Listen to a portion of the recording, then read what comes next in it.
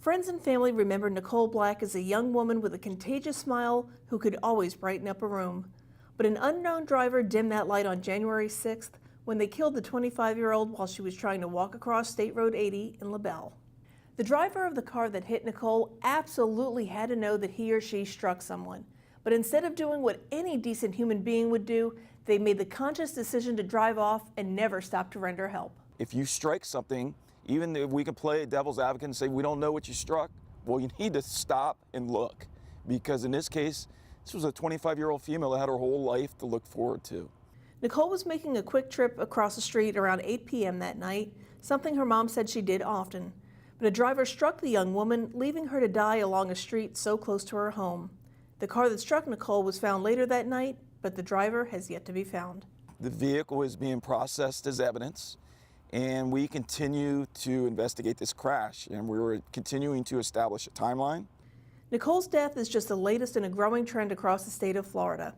In 2016, there were 99,000 hit-and-run crashes in the state of Florida, up roughly 27,000 from 2 years prior to that.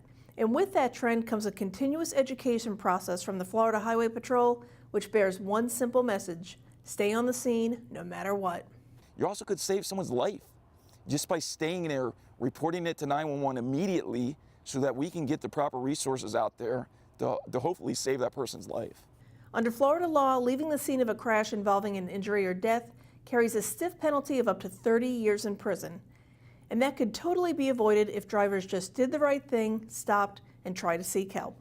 You go from being a driver that potentially has no legal liability or wrongdoing in this incident, but by leaving, you now are a felon. Whether you were impaired, scared, you don't have insurance, your license is suspended, you were somewhere where you shouldn't have been. All those are bad excuses. It does not matter.